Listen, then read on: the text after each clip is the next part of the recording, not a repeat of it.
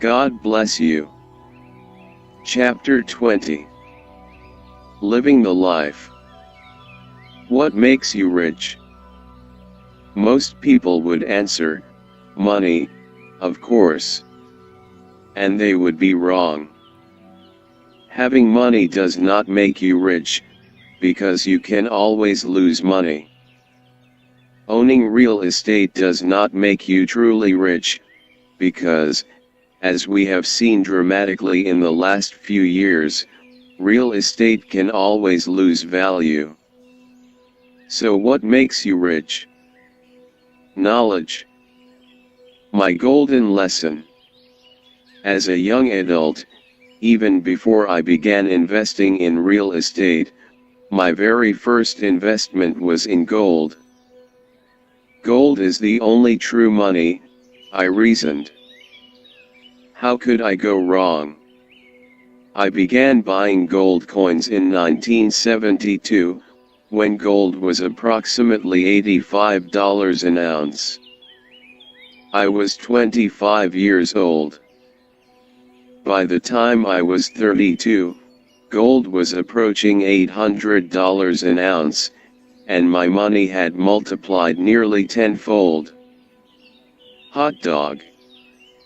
The frenzy was on, and greed overtook caution. Rumors were that gold was going to hit $2,500 an ounce. Greedy investors began piling on, even those who had never bought gold before. I could have sold my gold coins for a significant profit, but I hung on, hoping for gold to go higher. About a year later, with gold sagging back below $500 an ounce, I finally sold my last coin. I watched gold drift lower and lower until 1996, when it finally bottomed at $275 in 1996. I didn't make much money with it, but gold taught me a priceless lesson about money. Once I saw that I could actually lose money investing in real money. It is not real estate, gold, stocks, hard work, or money that makes you rich. It is what you know about real estate, gold, stocks, hard work, and money that makes you rich. Ultimately, it is your financial intelligence that makes you rich. I realized that it was not the tangible asset that was valuable. It was information relative to the asset that ultimately made a person rich or poor. It is not real estate, gold, stocks, hard work, or money that makes you rich. It is what you know about real estate, gold, stocks, hard work, and money that makes you rich. Ultimately, it is your financial intelligence that makes you rich. Financial intelligence has little or nothing to do with academic intelligence. You can be a genius when it comes to academic intelligence, but a moron when it comes to financial intelligence. 1. Knowing how to make more money. The more money you make, the higher your financial intelligence. Someone who earns $1 million a year has a higher financial IQ than one who earns $30,000 a year. 2. Knowing how to protect your money. The world is out to take your money, and it's not just the Bernie Madoffs. One of the biggest financial predators is your government, who takes your money legally. Take two people who both make $1 million a year. If one pays 20% in taxes while the other pays 35%, the first person has a higher financial IQ. 3. Knowing how to budget your money. Many people fail to keep much money out of what they earn, simply because they budget like a poor person rather than like a rich person. Budgeting your money also takes financial intelligence. Take two people. Person A earns $120,000 a year, and person B earns only $60,000 a year. Who has more financial intelligence? Person A. Not so fast. Let's say person A also spends $120,000 every year, putting him at square one at year's end. But person B, who earns only $60,000, budgets carefully and is able to live well on just $50,000, and invests the remaining $10,000. Who ends up with more? If you have poor money management skills, then all the money in the world cannot save you. If you budget your money wisely, and learn about the B and I quadrants, then you are on the path to great personal fortune and, most importantly, freedom. Being able to live well and still invest no matter how much or how little you make requires a high level of financial intelligence. Having a surplus is something you have to actively budget for. 4. Knowing how to leverage your money after you budget a surplus. The next financial challenge is to leverage that surplus. Return on investment is yet one more measurement of financial intelligence. The person who earns 50% on his money has a higher financial IQ than one who earns 5%. And the one who earns 50% tax-free on his money has a much higher financial IQ than the one who earns just 5% and then pays 35% in taxes on that 5% return. Most people save their financial surplus, if they have any, by sticking it in a bank or putting it into a mutual fund portfolio, hoping this will leverage their money. But there are much better ways to leverage your money than savings and mutual funds. Those don't require much financial intelligence. You can train a monkey to save money and invest in mutual funds, which is exactly why the returns on those investment vehicles are historically pretty pitiful. A magnificent life. The purpose of your network marketing business is not simply to make you money, but to give you the skills and financial intelligence so that you will use that additional money to build genuine wealth. But even that is not the end goal. The end goal of building that wealth is so that you can live a magnificent life. From my observations of people in many different situations, I would say there are 3 ways to live. These 3 ways are driven by 3 different emotions, and also correspond closely to 3 different financial and emotional states. Living in fear. I know what it's like to be broke. I've described how, in 1985, in many ways the worst year of my life, Kim and I were in such dire straits financially that we were literally homeless and living in our old broken-down Toyota. The feeling of fear during those days was paralyzing, so intense that it numbed our entire bodies. I knew this feeling. It was the same sense I had as a young child, growing up in a family that was broke most of the time. That dark cloud of not enough money hung over our family for most of my childhood. Not having enough money to live on is a horrible experience, and it hurts in many more ways than financial. It can undermine your self-confidence and sense of self-worth, and sabotage every aspect of your life. Living in anger and frustration. The second way of living is living with the emotion of anger or frustration from having to get up and go to work, especially when you would rather be doing something else. A person who lives with this feeling may be someone who has a good job and high pay but cannot afford to stop working. That is where the frustration comes from.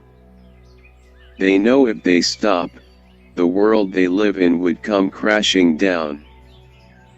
People like this may say, "I cannot afford to quit. If I quit, the banks would come and take everything away." These people often say, "I can't wait until my next vacation, or only 10 more years until retirement." Living in joy, peace, and contentment. The third way of living is to live with the peace of mind of knowing that, regardless of whether you work or not, there is plenty of money coming in. This is the feeling Kim and I have lived with ever since 1994, when we sold our business and retired. Kim was then 37 and I was 47. Today, many years later, we still work. In fact, we work hard. Why? Because we love what we do. The feeling of not having to work, knowing that no matter what we do we'll have more than enough money coming in for as long as we live, is an amazingly freeing, exhilarating feeling, allowing us to do what we genuinely love. We spend our time together, and whether we're playing golf, traveling around the world, or putting in long hours in our boardroom, to us, it's all play and it's all the stuff of dreams. It's our life, exactly as we've always wanted it to be, and we treasure every single moment of it. Ants, grasshoppers, and human beings. Earlier I mentioned the fable of the ant and the grasshopper. We all grew up with this idea that there are two ways to live.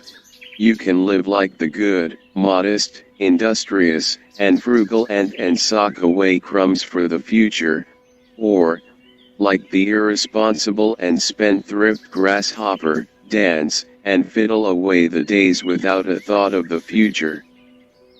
In some ways, this image has done us more harm than good. Sure, it's good to be responsible and frugal, and to prepare for the future. But look at the ant's lifestyle. Do you really want to be a cog in a gigantic ant colony, pushing little crumbs of dirt around, day after day, for the rest of your life? Let's face, we're not ants, and we're not grasshoppers, either, we're human beings. Is it unreasonable to expect that we should be able to live the full lives which we humans are capable of living? If you grasp the basics of wealth, if you manage your money, your time, and your attention with intelligence, if you create big dreams and have the audacity to follow them, then you can live a life that meets with unexpected success in common hours. The end of chapter 20. If you are yet to subscribe to this channel, please do so now. God bless you. Chapter 21. The Business of the 21st Century. One reason I have such strong respect for network marketing is that it is a genuine equal opportunity business. Network marketing casts a very wide net. When you look closely at the more than 60 million people worldwide who are engaged in the business, you'll find people of every color and creed, every age group, and every level of background, experience, and skill. This also makes it the business of the future. In the 21st century, we are realizing as never before that wealth, as I said earlier, is not a zero-sum game. It's not a question of some of us prospering by holding others down. The future of genuine wealth lies in pioneering ways of doing business that elevate the financial well-being of humanity. Those are my personal business values, and network marketing shares those values. And championing those values not only feels good, it's also good business. Democratic wealth building. One of the principal reasons I have put so much energy into supporting and promoting the network marketing industry is simply this: its systems are fairer than previous systems of acquiring wealth. A network marketing system is set up to make it possible for anyone to share in the wealth. This is a very democratic way of wealth creation. The system is open to anyone who has drive, determination, and perseverance. The system does not really care what college you went to or whether you went to one at all. It does not care how much money you are making today, what race or sex you are, how good looking you are, who your parents are, or how popular you are.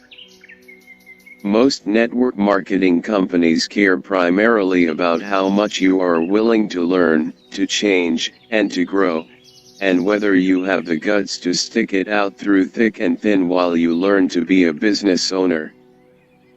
Network marketing is more than just a good idea. In many ways, it is the business model of the future. Why? Because the world is finally starting to awaken to the reality that the industrial age is over. For a world with less and less of its former security, network marketing is emerging as a new engine of individual achievement and security. Network marketing gives millions of people throughout the world the opportunity to take control of their lives and their financial futures. That is why, even though old world thinkers persist in not seeing it yet, the network marketing industry will continue to grow. In the years ahead, I expect to see an explosion in the prevalence, penetration, visibility, and maturation of leading network marketing companies. Earlier I wrote about how Thomas Edison became rich, not by making a better light bulb, but by creating the network that supported the light bulb. Edison had a young employee named Henry who did something very similar with another new invention that, at the time, seemed to have no real practical use. Like Edison with the light bulb, young Henry Ford did not invent the automobile, but he did something radical that forever changed the invention's destiny, along with the destiny of millions of people. At the turn of the century, the automobile was seen as a curiosity, a rich person's toy. And indeed, they were so inordinately expensive that only the rich could afford to own one. Ford's radical idea was to make the automobile available to everyone. By slashing production costs and adapting the assembly line to mass-produce standardized inexpensive cars, Ford became the largest automobile producer in the world. Not only did he make his car affordable, he also paid the highest wages in the industry and even offered profit-sharing plans, redistributing over $30 million annually to his workers, and $30 million was worth a lot more in the early 1900s than it is today. Ford's mission statement was to democratize the automobile, and in the course of fulfilling that mission, he made himself a very rich man. Network marketing is a revolutionary form of business. For the first time in history, it is now possible for anyone and everyone to share in the wealth that, until now, has been reserved only for the chosen few or the lucky. the business is not without its detractors. And it has had its share of hucksters and flim-flam artists, unethical people trying to make a quick buck. But by its very nature and design, network marketing is a strikingly fair, democratic, socially responsible system of generating wealth. Despite what its detractors will tell you, network marketing is not a very good business for greedy people. In fact, the only way you can become rich in network marketing is by helping others become rich in the process. To me, this is as revolutionary as Thomas Edison and Henry Ford were in their day. By design, it is the perfect business for people who like helping other people. By its very nature and design, network marketing is a strikingly fair, democratic, socially responsible system of generating wealth. I don't necessarily condemn greed. A little greed and personal self-interest are always healthy. But when the goal of personal gain grows out of perspective and people pursue it at the expense of others, it becomes repugnant.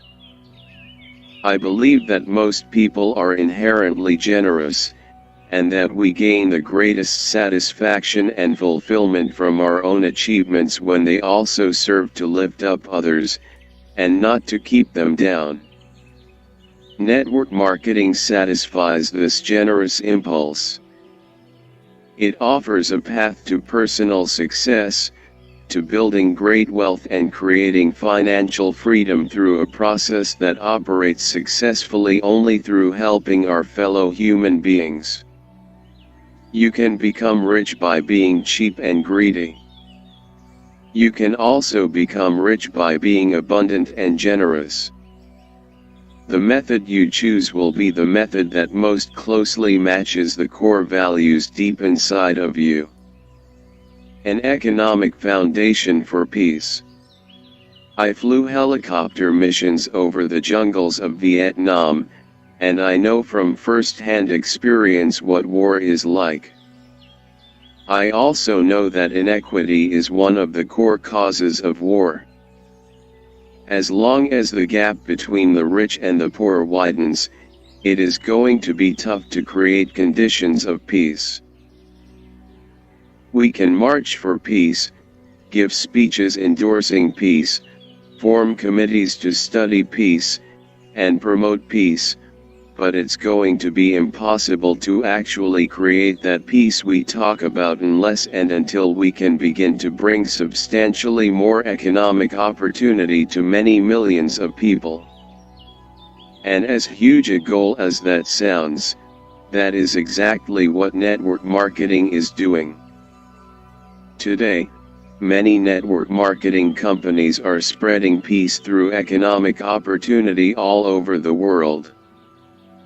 Not only are network marketing companies thriving in all the major capitals of the world, but many are also working in developing nations, bringing financial hope to millions of people who live in impoverished countries. Most traditional corporations can only survive where people are rich and have money to spend. It is time that people all over the world had an equal opportunity to enjoy a rich and abundant life, rather than spend their lives working hard only to make the rich richer. It's time you had that opportunity.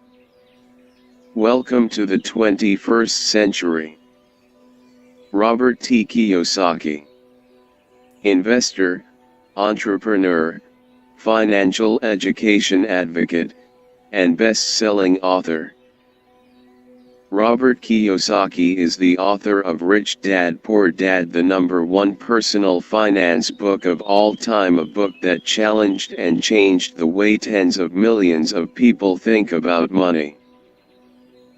Rich Dad Poor Dad ranks as the longest-running bestseller on all 4 of the lists that report to Publishers Weekly, The New York Times, Business Week, The Wall Street Journal, and USA Today and was named USA Today's #1 money book 2 years in a row.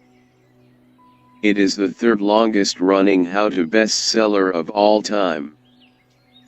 With perspectives on money and investing that often contradict conventional wisdom, Robert has earned a reputation for straight talk, irreverence, and courage. His point of view is that the old advice, get a good job, save money, get out of debt, invest for the long term in a diversified portfolio of stocks, bonds, and mutual funds is bad, both obsolete and flawed, advice, and challenges the status quo. His assertion that your house is not an asset stirred controversy, but has been proven to be accurate for many homeowners. Other Rich Dad titles hold 4 of the top 10 spots on Nielsen Book Scan List's life-to-date sales from 2001 to 2008. Translated into 51 languages and available in 109 countries, the Rich Dad series has sold over 28 million copies worldwide and has dominated bestseller lists across Asia, Australia, South America, Mexico, and Europe. In 2005, Robert was inducted into the Amazon.com Hall of Fame as one of that bookseller's top 25 authors. There are currently 27 books in the Rich Dad series. Among the notable titles is Why We Want You to Be Rich, 2 Men One Message, a book written with Robert's good friend Donald Trump in 2006 that debuted at #1 on the New York Times bestseller list. Already, the two friends and business giants are at work on a second book to be published in 2010. Robert's latest books include The Real Book of Real Estate, a compilation of real-life lessons and advice from veteran real estate investors and advisors to Robert, and Conspiracy of the Rich, The 8 New Rules of Money, an innovative and groundbreaking free interactive online book that has garnered an unbelievable amount of unique visits and climbed as high as #5 on the New York Times How to Trade Paper bestseller list. Robert has been featured on shows such as Larry King Live and Oprah, and was recently featured in Time magazine's 10 Questions column, a notable Q&A column that has featured such names as director Spike Lee and actor Michael J. Fox, among others. In addition to his books, Robert writes a column Why the Rich Are Getting Richer for Yahoo Finance and a monthly column titled Rich Returns for Entrepreneur magazine. John Fleming. John Fleming was born and raised in Richmond, Virginia. His interest in architecture and desire to build was born of a family tradition that dated back to his great-great-grandparents.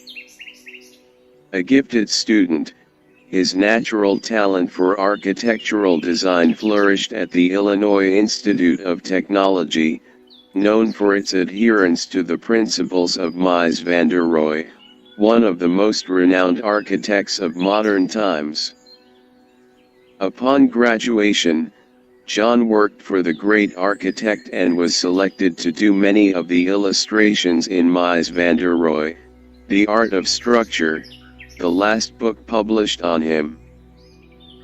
John's knowledge of and interest in architecture eventually led to the realization that the same principles of design and construction could be applied to life as well. These thoughts formed the foundation of his passionate belief that ordinary people could accomplish extraordinary things by following similar building concepts. It was this belief that led to his shift from the study of architecture to a career in direct selling. John's decision to embrace the direct selling industry was guided by the knowledge that the industry had welcomed people from all walks of life regardless of past experience or inexperience for more than 100 years. He believed it enabled those willing to learn a few basic skills about selling and servicing others the opportunity to engage in the American free enterprise system.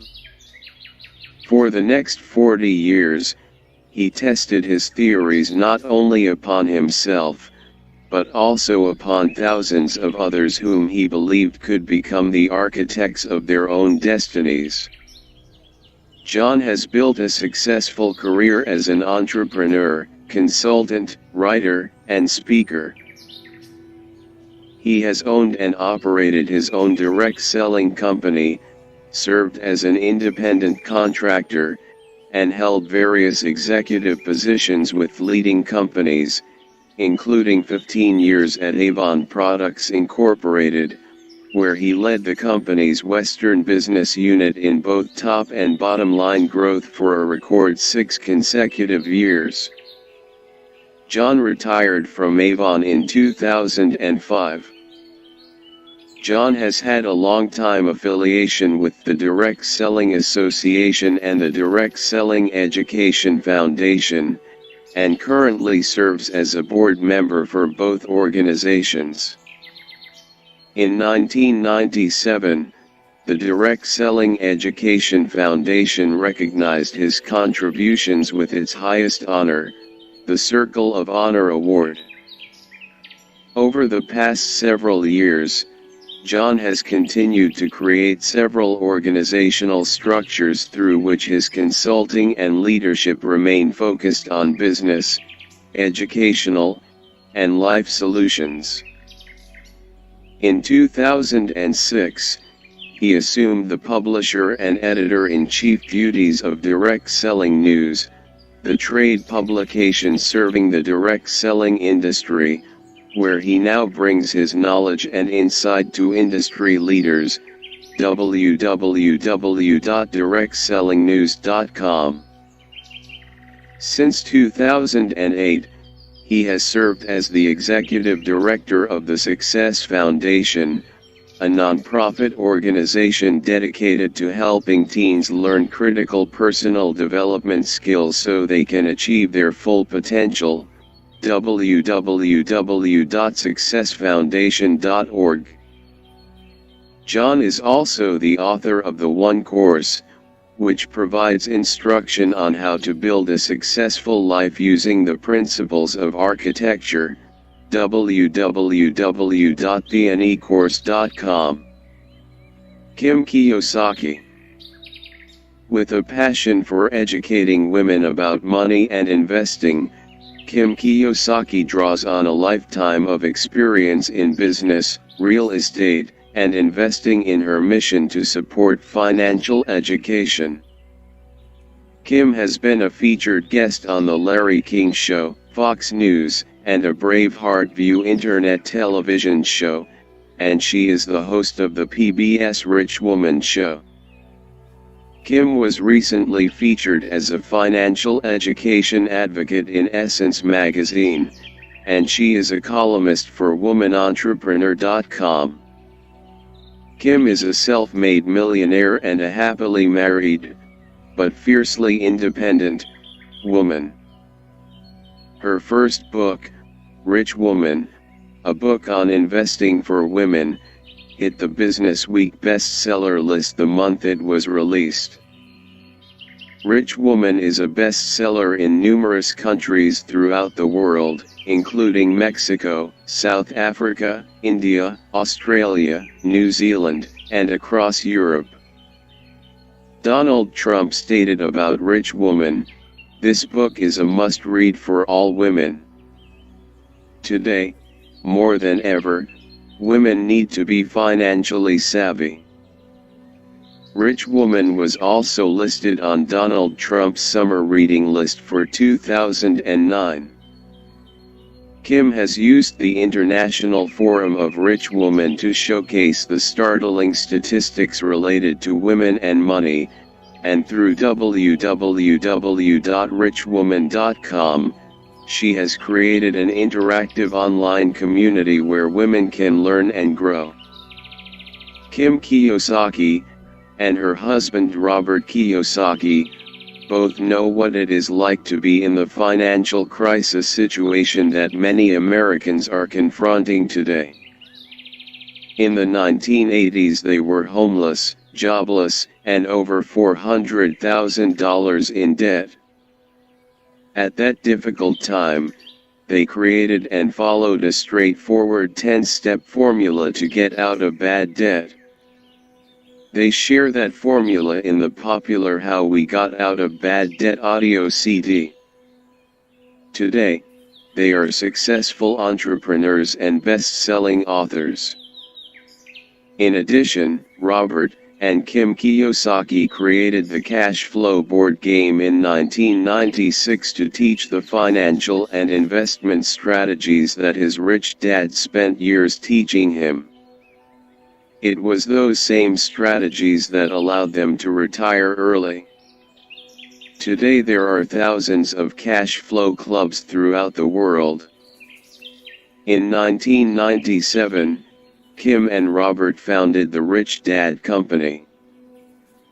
The company has launched the Rich Dad registered message and mission of financial literacy through books, games, and other educational tools to international recognition and acclaim.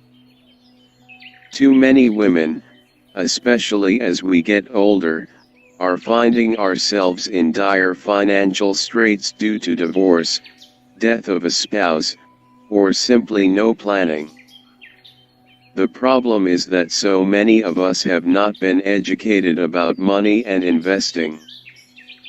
Financial education is not about how to buy car insurance or save pennies at the grocery store. I think we women are a little smarter than that. Women need to take control of our financial lives, instead of crossing our fingers hoping that someone else is looking out for our financial futures. The end of the book.